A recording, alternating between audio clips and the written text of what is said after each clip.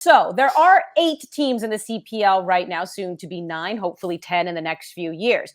Of those 8 teams, our good friend Oliver Platt here sent out a survey to the 8 teams and had coaches, executives answer questions anonymously. We do not reveal their identity.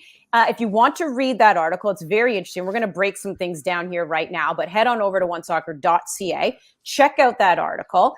7 teams wrote back. Someone doesn't trust Ollie. Someone doesn't. Who did Oliver Platt piss off? I know. Someone didn't trust that they would stay anonymous. Of course, we're going to keep you in the vault. You've got to trust us here. So I trust you, Oliver. 17 responded. Thank Gareth, you. what was the most interesting revelation on that survey to you?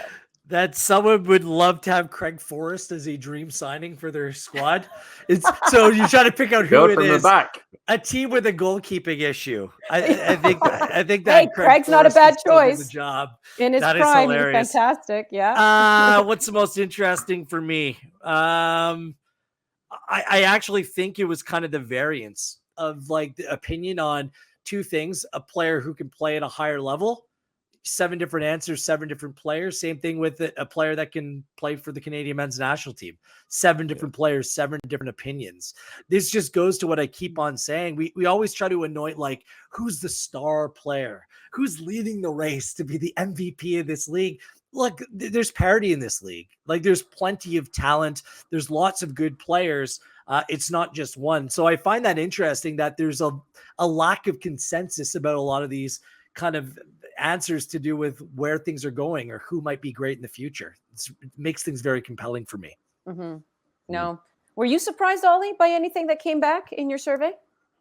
I guess I wasn't hugely surprised, but I was a little surprised, I guess, that there was such a consensus, and there wasn't much consensus, as Gareth said, in a lot of categories, but there was a big consensus that Atletico Ottawa have had a really good offseason. I think they were even picked to win the title by one person.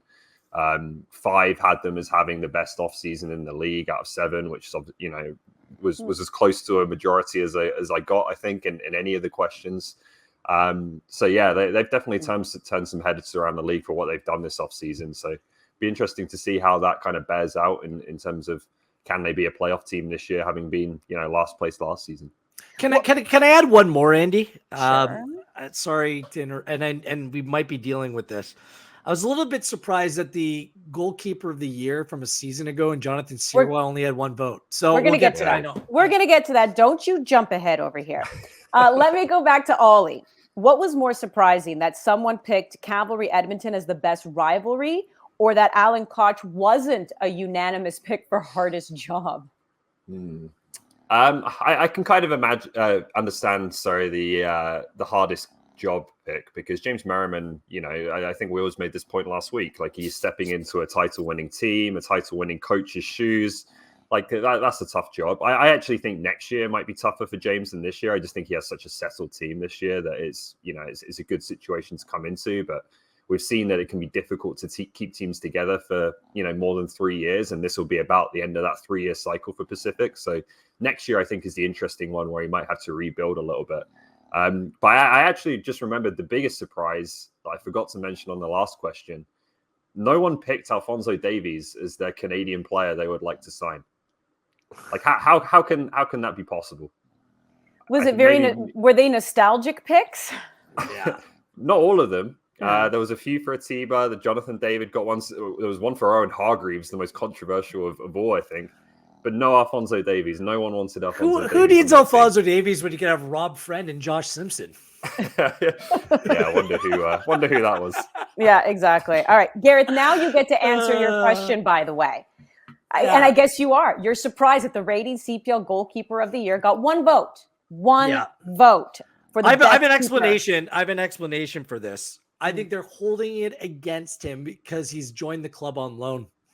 That's my take. Possible. Because he's not a CPL player by contract, I guess. Is that the best way of putting that? Like Callum Irving's a fine goalkeeper. The fact that he had 3, I would put Cyril at 1, Carducci 2. Like Marco Carducci is a very good goalkeeper, and I think that sometimes we can maybe downplay how good he was. But the season that Cyril had last year, he was a true difference maker for an otherwise average Valor side. Like, he was that good. So the fact he only got one vote, it's kind of shocking to me. Marco Carducci, I know, my understanding is that Marco Carducci, there's still potential interest from Major League Soccer in this player. Like, he's a very good goalkeeper. So for him to be behind Callum Irving as well, I'm not sure what the respondents were thinking here. But I have nothing against Callum; he's fine. But I would put the other two ahead of him. I think you're right. It's the loan situation. Like Karifi Yao barely got a mention. I thought he would come up more as well. So maybe that's it.